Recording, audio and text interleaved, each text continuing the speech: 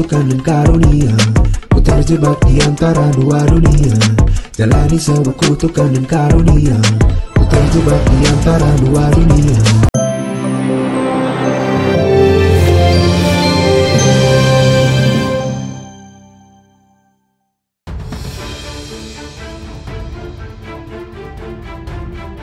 Pemirsa, Majelis Hakim Pengadilan Agama Cikarang Bekasi akhirnya mengabulkan gugatan cerai yang diajukan aktor Rizal Gibran atas istrinya Maisarah Nurzaka alias Sarah.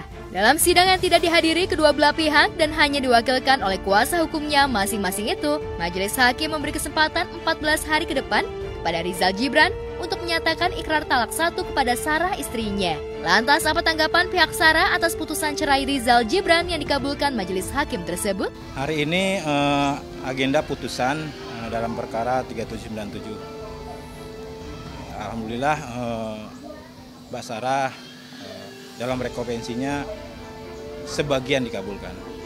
Kedua pihak yang hadir, Mbak Sarah juga tidak hadir. Kenapa, Bang? Ada halangan, memang ada keperluan.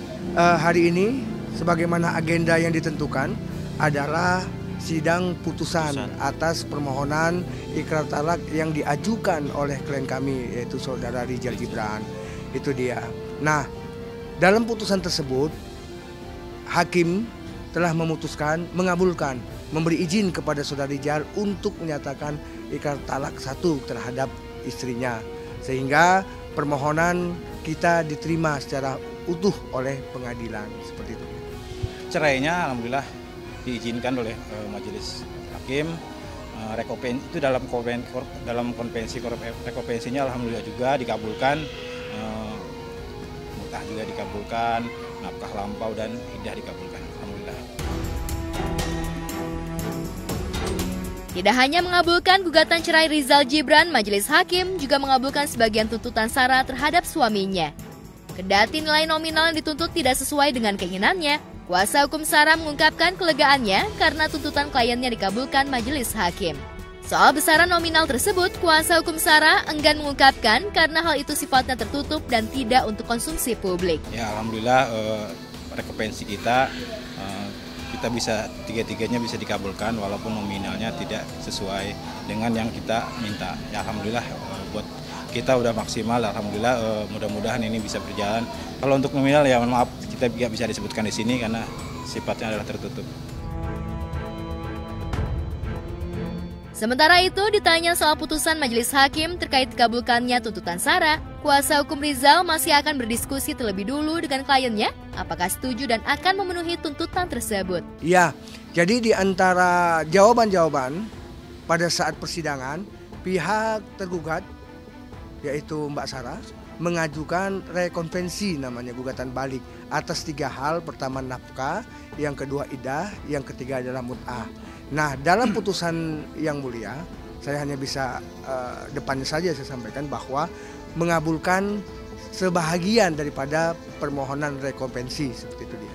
Iya, tentunya setelah ini kita akan berdiskusi sama Rizal apakah aspek keadilan, rasa memang sesuai atau tidak, itu kan Rizal yang memahami itu.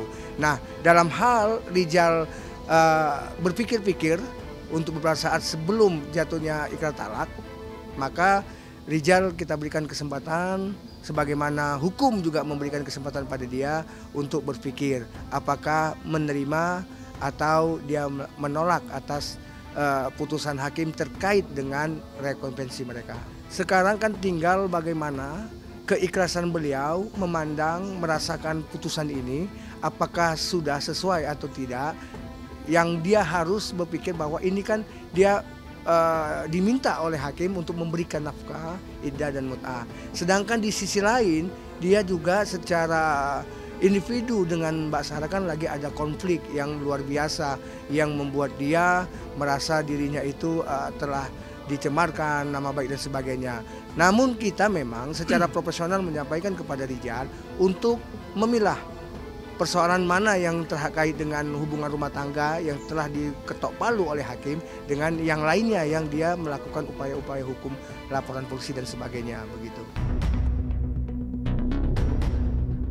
Sementara itu, Rizal Jibran yang ditemui saat menghadiri sidang kasus sahabatnya Henny Mona di Pengadilan Negeri Jakarta Timur Selasa lalu enggan berkomentar soal gugatan cerainya terhadap Sarah. Ia memilih menghindar dari kejaran awak media. Nggak, saya nggak usah itu, nanti tunggu di YouTube saya channel ya untuk klarifikasinya. Oh enggak, Yaudah. itu aja. Mas Rizal, gimana nih hari ini? Hari ini update dikit aja Mas Rizal. Soal Kak Sarah nih, Mas Rizal. Nanti tunggu di YouTube aja. Ya sedikit aja, sedikit aja Mas. Iya sedikit aja soal besok bakalan datang nggak ke sidang? Bener apa enggak sih Mas? Itu benar nggak sih? Sedikit aja Mas. Merasa keberatan nggak dituduh KDRT Mas? Tunggu nanti. Terkait gugat cerai sendiri gimana? Gimana Mas? Sedikit aja Nanti tunggu speak up aku di YouTube channelku ya. sedikit aja mungkin tanggapannya biar klarifikasi aja Mas. Biar klarifikasi aja biar enggak. Ada motor, awas. Mas, besok bakalan datang nggak ke sidangnya kira-kira Mas? Sedikit aja Mas. Oke. Sedikit aja Mas. Sidang selanjutnya akan digelar 14 hari ke depan sejak keputusan tersebut dibacakan Majelis Hakim atau jatuh pada tanggal 14 Maret 2023. Agenda selanjutnya kita menunggu idah. Nanti setelah waktu idah ditentukan barulah setelah semuanya dipenuhi oleh pemohon Bang Rizal, selanjutnya baru pembacaan talak. Kapan itu? Sebagai informasi, pasca dilaporkan Sarah, istrinya atas dugaan kekerasan dalam rumah tangga dan dugaan penyimpangan seksual ke polisi, Rizal justru melayangkan gugatan cerai terhadap Sarah. Rizal Jibran mengajukan permohonan talak cerai ke Pengadilan Agama Cikarang, Jawa Barat November 2022 lalu.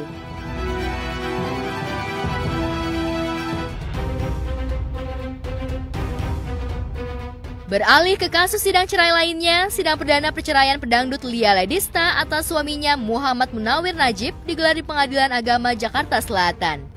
Lia menggugat suaminya yang saat ini berada dalam sel tahanan Kejaksaan Tinggi Sulawesi Utara lantaran tersangkut kasus korupsi, 27 miliar dan gemar berjudi. Memang dari awal perjanjian sebelum nikah dulu kalau sampai dia melakukan suka judi lagi, ya konsekuensinya ya kita akan berpisah, dan dia tahu dengan sadar. Bahkan waktu dia tanggal 2 Desember itu pas ulang tahunnya dia bilang, "Gak apa-apa yang kamu ceraikan saya, gak apa-apa, saya sudah pasrah, saya memang salah." Itu dia sudah, sebelum saya bilang gugat, dia sudah bilang begitu, karena dia tahu konsekuensi dari awal bahwa dia ngelakuin lagi sudah pasti cerai. Usai menghadiri sidang sebagai penggugat, mantan personil grup Trio Macan itu mengungkapkan isi hatinya. Selama 7 tahun mengarungi rumah tangga bersama Munawir Najib, Lia mengaku hanya diberi uang nafkah 3-5 juta sebagai jatah uang bulanannya setiap bulannya. Hingga saat ini, ia tidak memiliki uang sepersen pun dari suaminya. Orang taunya kemarin itu istrinya, ya katakanlah jatuhnya kayak pejabat secara nggak langsung lah ya dalam tanda kutip. Kemarin istrinya pimpinan cabang. Orang mikirnya mungkin gaya hidupnya akan lebih wah, status sosialnya lebih. Tapi buat aku yang hari-harinya nih ya biasa. Justru aku menikmati aja. Cuman mungkin aku nggak ada tabungan aja. Kendati hidupnya telah dikecewakan oleh suaminya, namun Lia sudah memaafkan perilaku dan perbuatan suaminya itu jauh sebelum ia melayangkan gugatan cerai ke pengadilan. Hati Lia sudah terlanjur terluka, tak ingin melanjutkan hidup lagi bersama suaminya. Mungkin buat dia itu kerugiannya cuman ya udah gue dicerain aja. Karena dia tahu aku nggak bakal nuntut apapun sama dia. Dia tahu banget aku bukan cewek matre, bukan tipe istri yang merotin suami. Karena ada tuh istri yang merotin suami tuh pengen beli ini, pengen beli itu, dalam arti memang harta suami hartanya istri gitu. Aku nggak, dia tahu banget. Kalau boleh jujur dia pasti tahu, pasti dia akan nyerain, nggak akan dia tuh nuntut apapun. Dia tahu banget. Ia mengungkapkan kalau dirinya sudah berkali-kali memberikan kesempatan kepada suaminya yang hobi bermain judi online slot untuk insaf dan tidak mengulangi lagi kegemaran berjudinya itu. Namun sudah berkali-kali dimaafkan, suaminya masih tetap bermain judi lagi. Hal itulah yang membulatkan tekad Lia untuk bercerai dari suaminya. Baik-baik saja kan, memang kita nggak ada orang ketiga. Kita nggak pernah berantem selama 7 tahun, nggak pernah bentak. Ngomong bentak aja nggak pernah. Berantem aja nggak pernah. Memang baik-baik saja. Tapi baik-baik saja itu kan kalau dia sudah ya dia pernah melakukan kesalahan, tapi kan aku nggak expose. Karena aku kasih kesempatan berkali-kali. Terakhir, mungkin kemarin yang dirugikan adalah aku. Karena uang terakhir, uang program hamilku yang dipakai. Ya aku yang dirugikan dan dia. Oke, aku masih bisa maaf. Mungkin di atas 150 juta. Program hamil kan agak lumayan, yang bayi tabung kan lumayan. Nah, ini tuh udah yang kesekian kali dan dengan jumlah fantastis dan bukan duit sendiri. Jadi banyak pihak yang dirugikan. Ya aku nggak bisa terima. Aku kamu sakitin masih aku maafin. Kamu pakai uangku masih bisa cari lagi. Tapi ini orang banyak. Dan berarti lu nggak ngerubah. Kalau lu berubah, minimal lu mengurangi frekuensi berjudinya. Tapi ini malah nambah dengan jumlah yang fantastis. Berarti niat berubah kemarin itu memang nggak ada. Dia bilang aku akan berubah, yang aku tobat. Mama ke mama juga aku tobat segala macam. Mama maafin mama gitu. Mama tahu, mamanya tahu anaknya suka judi, tahu.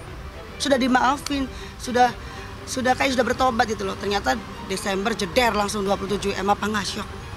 Syok lah jadi orang aku. Kalau cinta enggak, kalau sayang iya masih. Karena kan lamanya kita 7 tahun bareng-bareng.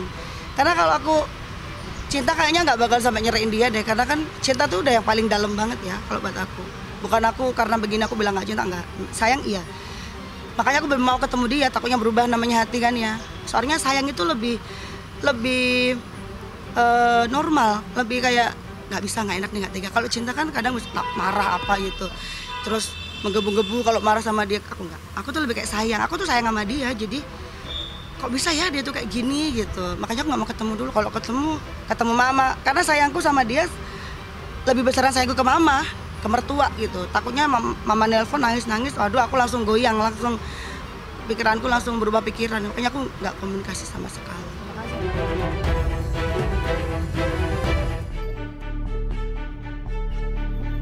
Sementara kasus perceraian lainnya yang tidak kalah menyedot perhatian publik, yakni sidang perceraian Dausmini dengan Selfie Hanawijaya.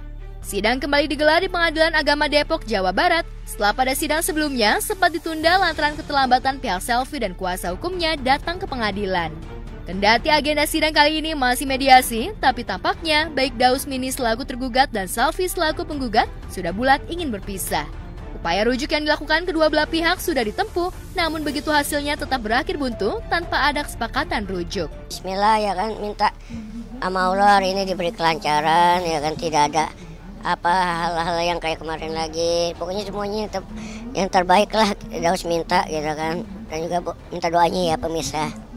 Ya pokoknya putusannya seperti apa tetap kita hadapin gitu kan, kita jalanin. Ya mungkin ini udah yang terbaik lah gitu kan. Sesuatu itu kalau dipaksakan juga nggak bagus. Ya udah maunya dia kan gitu. Mungkin ya kan itu maunya dia gitu. Adapun hal lain yang kita nggak tahu, kita nggak mau yang gimana sih, kita aja udah istilahnya udah pusing sama urusan kita. Kita lakukan mediasi 2 kali gitu kan. Tapi dari pihak sana kekeh. Gitu lah. Nah makanya kan selalu bilang itu dasar kemauan dia atau dasar lain. Kalau yang kemarin itu sebenarnya kita hadir, kita tetap kooperatif, cuman mungkin karena telat jadi dianggap tidak hadir. Ya harus siap mental, bismillah, semoga dipermudah segalanya dan tidak ada perdebatan yang lainnya, itu aja sih. Yang penting kita harus optimis aja. Dalam gugatan cerai tersebut, Selfie hanya menuntut hak asuh anak sematawayang mereka yang merupakan anak adopsi. Selfie tidak menuntut harta gonogini dari Dausmini, ia pun siap berjuang untuk memenuhi kebutuhan anaknya yang saat ini masih menjadi perebutan mereka. Saat ini, anak sematawayangnya berada dalam asuhan Dausmini. Iya kalau masalah hak asuh gitu loh, kan kita juga kemarin udah preskon. Itu kita hadirkan bahwasanya perwakilan dari keluarga besarnya Dede. Gitu, yang mana mewakilinya melalui orang tersebut, Tesita gitu kan, yang mewakilinya bahwasanya ya Dede Al ini sepenuhnya ya udah diserahkan ke Daus gitu loh. Dede lebih dominan emang ke Daus gitu loh. Dede aja deket sama Daus gitu loh, lebih deket gitu dan paling deket sama Daus. Ya aku kesana ya emang tujuannya mau ketemu anak gitu, nggak ada hal lain. Emang sampai sana hasilnya nihil, nggak ada anaknya juga, cuman ada Bang Daus dan kuasa hukumnya aja. Ya setelah itu juga aku langsung pulang dari situ. Itu hasilnya nggak. Udah 2 kali loh aku datang tuh, pas Pertama ke rumahnya orang tuanya sepi, nggak ada siapapun. Yang kedua ya perasukan Bang Daus kemarin. Seperti diketahui, usia pernikahan Daus dan Selfie hanya berumur 4 tahun. Bagi Daus, pernikahan dengan Selfie ini merupakan pernikahan keduanya setelah bercerai dengan Yunita Lestari. Selama pernikahan tersebut, mereka tidak dikaruniai anak hingga memutuskan untuk mengadopsi anak. Selfie sendiri sempat memeriksakan kondisi kesehatannya ke dokter. Lantas, masih adakah ruang damai dan rujuk kembali? Kalau untuk rujuk sih kan walau biswam, ya kan, bahwasanya tidak ada istilahnya, tidak kemungkinan gitu kan. Tapi kita kan udah ikhtiar, berusaha sudah. Ya kan, kita sudah berusaha, sudah mengoptimalkan bahwasanya udah kalau emang ini jalan yang terbaik, kenapa enggak? Sesuatu yang dipaksakan itu kan juga nggak bagus.